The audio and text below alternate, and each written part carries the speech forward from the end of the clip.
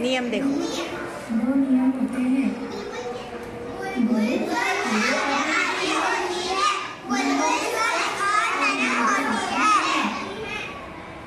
हाँ, ये नियम और वचन आपको याद करना है अच्छी तरह से। फिर से दे लगाओ बेटा, फिर से लगाओ उसको। सच और